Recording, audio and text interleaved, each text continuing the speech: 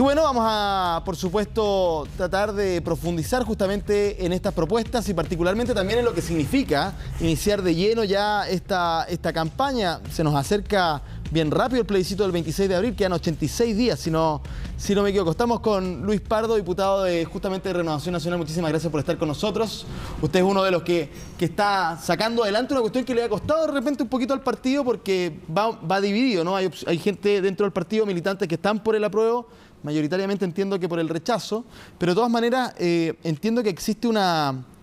visión, y dígame usted por favor si estoy en lo correcto, de que esto es urgente, que ya se nos acabó el tiempo y hay que empezar a trabajar por una u otra opción. ¿Cómo está? Muy buenas tardes. Buenas tardes, bueno, gracias por la invitación. Efectivamente nosotros estamos por rechazar en la opción del plebiscito del 26 de abril, pero no por un rechazo abrupto, inmovilista, sino que por un rechazo porque tenemos un sentido de urgencia respecto de cambios sociales que son importantes de generar y acometer ahora con sentido de urgencia, y también cambios a la Constitución. Hoy día hemos presentado un conjunto de medidas de reforma a la Constitución que van mucho más allá de lo que podría denominarse una reforma superficial. Apuntamos a temas de fondo. Sin embargo, pensamos que esas reformas se pueden ejecutar hoy día con los mecanismos que contempla nuestra propia Constitución. Son medidas en las cuales hay mucho acuerdo de distintas fuerzas políticas y pensamos que el largo camino de 2 años, de una hoja en blanco con toda la incertidumbre que genera respecto de la economía del país, respecto de la sustentabilidad de las propias reformas sociales que estamos impulsando, y con este ingrediente de violencia que aparentemente va a perseverar y mantenerse en el tiempo, nos parece que es un camino demasiado costoso e innecesario, y por eso estamos por una reforma inmediata de la Constitución, para lo cual hemos hecho hoy día ingreso de una propuesta muy contundente, y también por enfrentar con prontitud y sentido de urgencia las reformas sociales. Perfecto. Antes de entrar en el detalle de las propuestas, quisiera preguntarle por esto que decía usted de que al final del día una discusión de 2 años no es necesaria. Realmente no es necesaria cuando ustedes participaron de este acuerdo de paz por una nueva Constitución, con la opción rechazo sobre la mesa sin duda, pero los argumentos del rechazo tienen que ver particularmente, como decía usted, por un tema de incertidumbre económica, de que es mucho tiempo, o la segunda patita que dijo, de esto que era innecesario, es realmente el punto central. La verdad es que nosotros concurrimos lealmente a modificar el artículo 15 de la Constitución y refrendar de esa manera la palabra empeñada por todos los actores políticos, incluidos Chile Vamos, en un 100% para el acuerdo por la paz y una nueva Constitución, en un momento muy crítico del país en que se nos presentó este acuerdo como una fórmula para dar un cauce de diálogo institucional al problema que estábamos enfrentando. Sin embargo, la primera parte de ese acuerdo, que es el acuerdo por la paz, no se cumplió. No ha habido tal acuerdo por la paz, y no solo respecto de quienes no se cumplió, se están, porque nosotros estamos conscientes de quienes se sentaron a la mesa no eran los que están en la calle generando los actos de violencia y de vandalismo que hemos visto perseverar en el tiempo,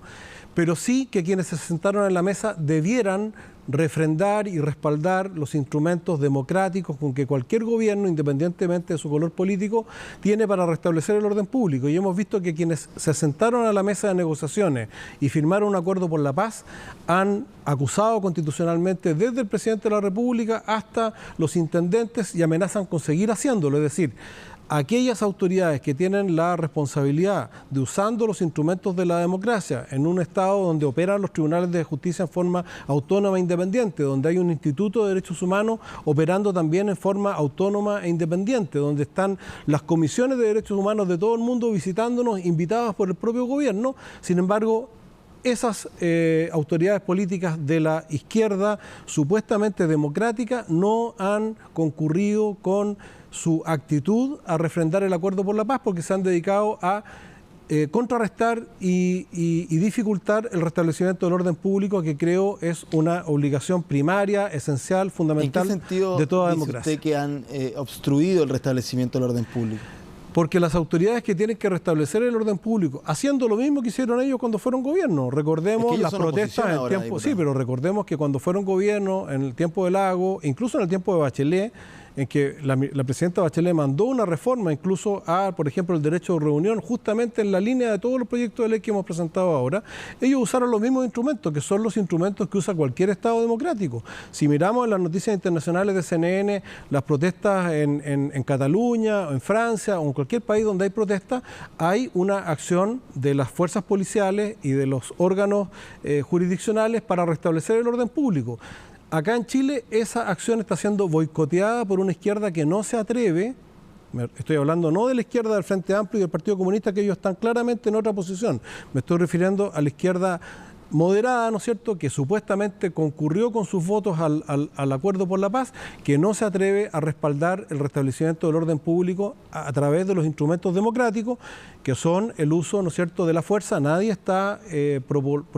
promocionando ningún tipo de violación de los derechos humanos, ningún uso excesivo de la fuerza. Para eso están los órganos jurisdiccionales que están operando y los vemos en los noticieros pero usted, entonces diariamente. ¿usted diría que lo han hecho bien? Porque justamente el rol de la oposición es ser fiscalizador también de todas estas cosas que usted me comenta. Yo creo que lo están haciendo mal en términos de que ellos podrían colaborar no mucho ellos, más. No me refiero, ustedes son gobierno, ustedes están a cargo del orden público. Yo creo si que no habíamos habíamos visto en Chile los niveles de violencia que estamos viendo hoy día. Estaba mirando recién en el segmento anterior el tema, por ejemplo, del lamentable fallecimiento de un barrista de Colo-Colo, ¿no es cierto?, atropellado por un camión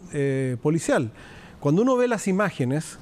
de lo que allí aconteció, ve una turba que ataca, ¿no es cierto?, a pedradas a un camión indefenso, porque no era un camión, no era un zorrillo, ni era un carro lanzagua, era un camión que estaba con una función de traslado de animales en este caso, y que es asediado, ¿no es cierto?, en forma brutal y totalmente violenta y agresiva, y producto de un accidente, ¿no es cierto?, muere esta persona, muerte totalmente lamentable y que nadie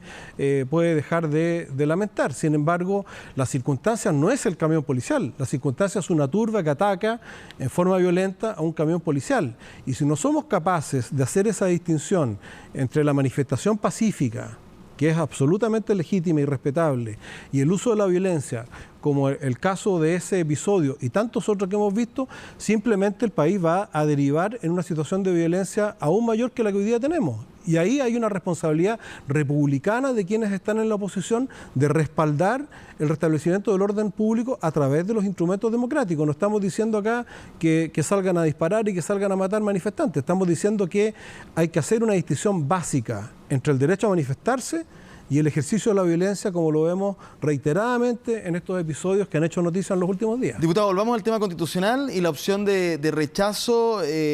No hubo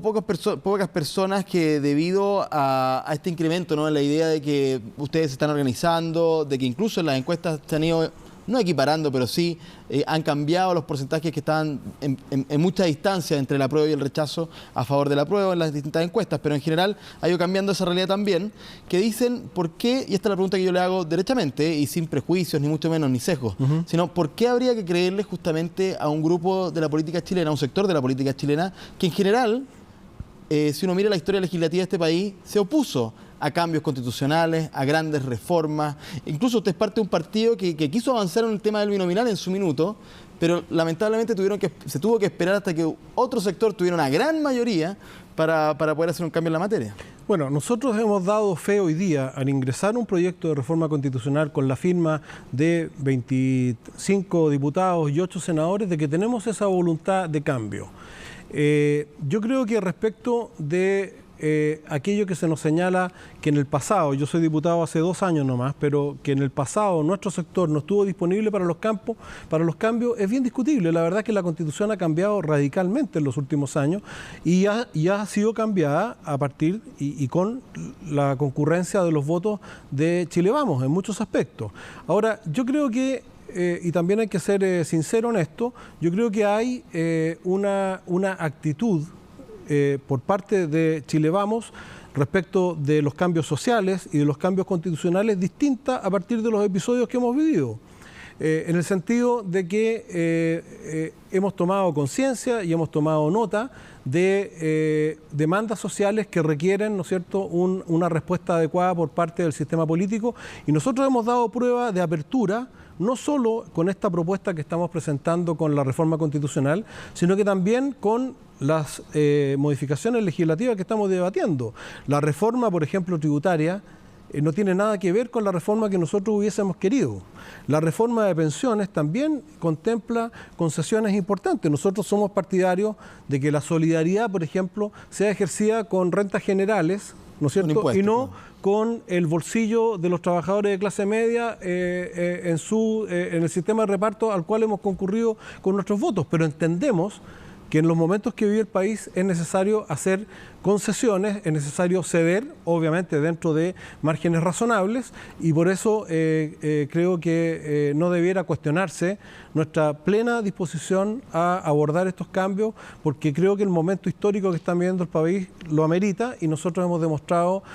plenamente nuestra disposición a concurrir tanto a una reforma constitucional como la que hemos presentado hoy día, que puede ser perfeccionada y mejorada, como también en materia de reformas sociales que desgraciadamente, producto de la violencia y otras circunstancias, pasan desapercibidas, pero que son reformas sociales muy profundas, como la que se aprobó, ¿no es cierto?, en materia de pensiones, y como la que esperamos se apruebe también en materia del sistema de salud pública. Muy bien, diputado Luis Pardo de Renovación Nacional, muchísimas gracias por su tiempo justamente aquí en CNN Chile. Que esté muy bien. Muchas gracias.